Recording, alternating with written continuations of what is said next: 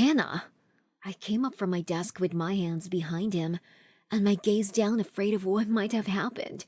This is amazing! You have become better than me at my dish. His cheeks were glistening with sweat. I looked up at him with a smile. Oh, thank you, Chef Juan.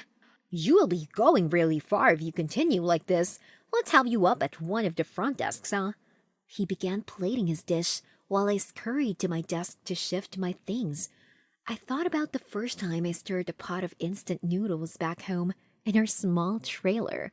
My birth mother hadn't returned home for 2 days, and I'd finally given up and decided to feed myself on my own.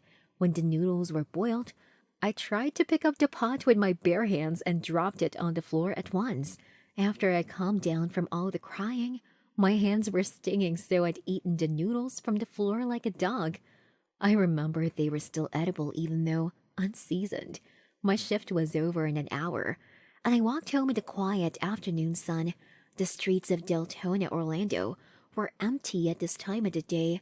I walked to a nearby grocery to pick up some food for dinner, and while I was looking into the aisle for some dairy products, my phone rang. I looked at the number and groaned as my stomach turned. It was my birth mother. She probably needed something again.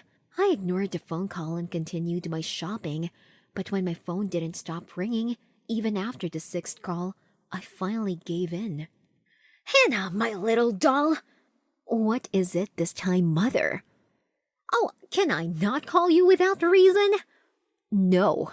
Now please hurry up so I can go about my life again. I just need you to come see me. I have a little surprise for you. Please say you'll come, please, Hannah.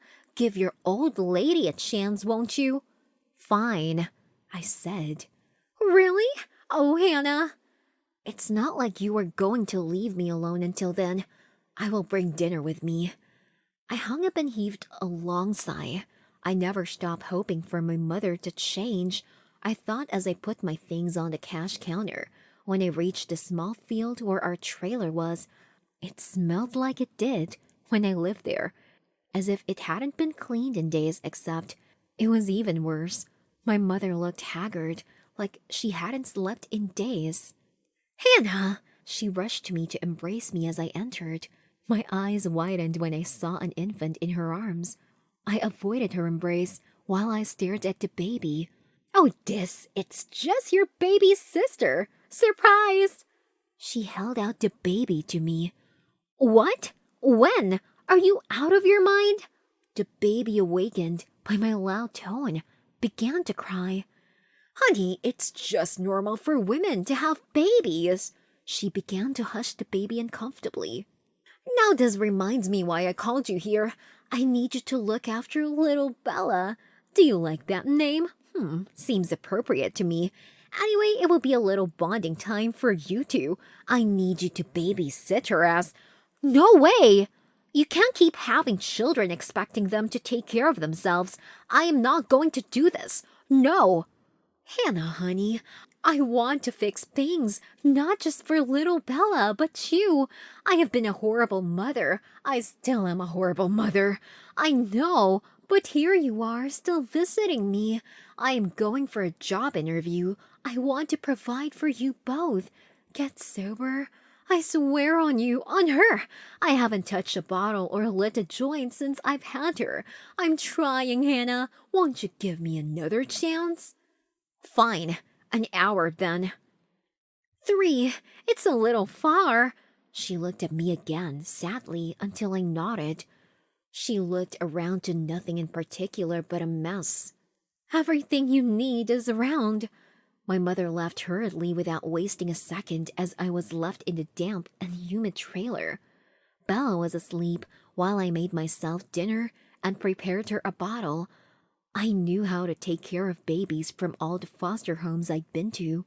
I had traveled around Florida, going to 11 different foster homes until I turned 18 2 years ago.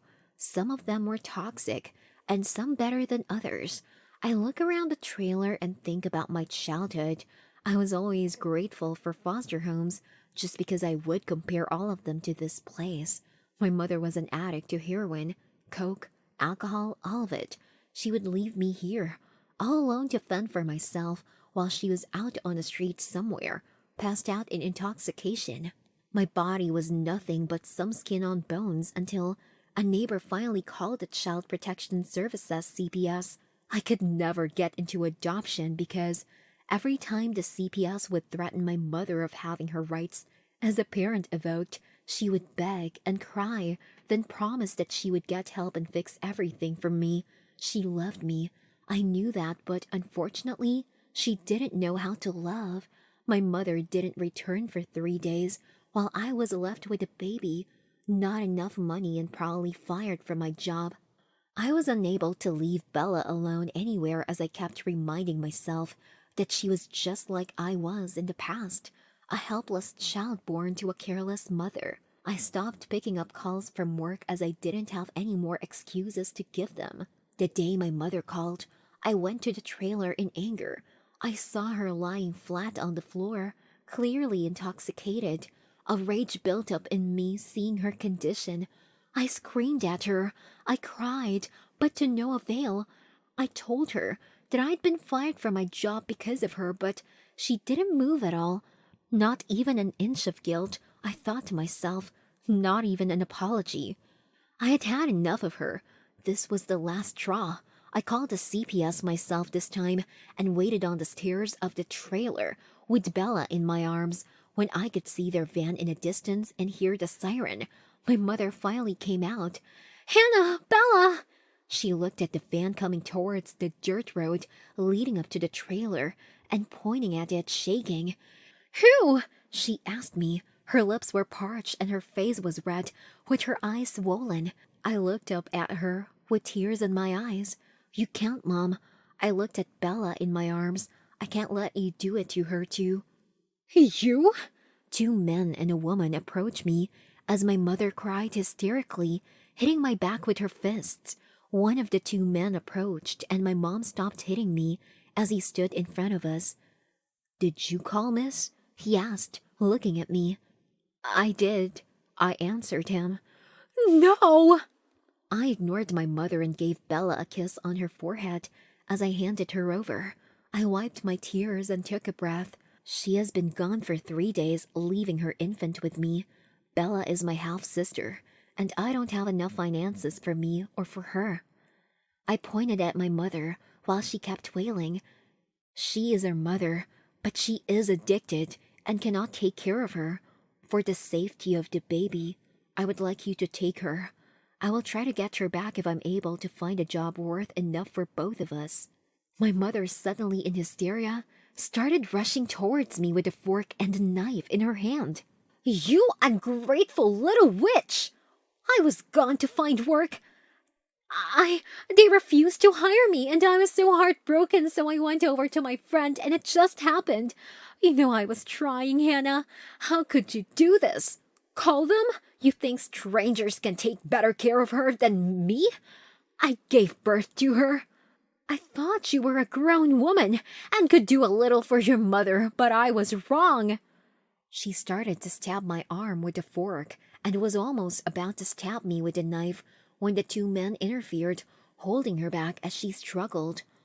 "Call the police," one of them said to the woman holding Bella. My mother sat on the stairs of the trailer while I sat on the CPS van. When the police came, they had a long discussion with the CPS, glancing at me in gaps. They finally came over and asked if I'd like to file a report against my mother or file a restraining order. I think back to all of the times my mother has physically abused me as a child. She's injected empty needles into my arms. She threw glasses and pans at me, and just now she wanted to stab me. She hadn't gotten any better. Her lifestyle would always be more important to her. Her restraining order: "You will have to come with us to the station, and then we will drop you back. Do you have any place to stay or—" I got out of the CPS van and walked towards the police van. I looked at my mother sitting on the stairs with her head in her hands. I looked at the woman holding Bella as she looked back at me sympathetically. "Take care of her," I said. That was the last time I saw my mother. I contacted the chef I was working with and confided in him with everything that had happened. He apologized, saying he wouldn't be able to help me have my old job back as the manager wouldn't allow it, but he can still refer me somewhere else. I accepted his offer graciously, thanking him profusely. He referred me to an Italian cafe not very far from where I worked before. It gave me another reason to change my address, one being that my mother knew where I lived currently. I went in for an interview and they seemed impressed. They hired me and asked me to join next week. I moved into the apartment just opposite to the cafe. I worked at the Italian cafe for 3 years before they promoted me as head chef. In all these years, I continued visiting Bella. When they told me that they would be promoting me with the hike, I started working on getting guardianship for my half-sister. She was the only family worth caring for to me, and I knew that it would be hard as she was a toddler, but I'd made up my mind. Bella adjusted in with me very quickly. Since I lived so close to the cafe, I could go visit her whenever I had time in between my shifts. I had hired a high school girl as her babysitter who would look after her while I worked. My colleagues had also grown to love Bella and had also sitting on one of the empty tables throughout the day and fed her small bites of food they prepared from time to time. They loved it when she marveled at their food. My mother, on the other hand, had yet again had a relapse with her addiction. The CPS finally decided to revoke her rights as parent for both of us when they saw us healthy and happy away from her. She had already had too many chances to prove herself. I guess sometimes we are born to parents who could give birth, but it's up to us to make our lives matter, even if that is without them.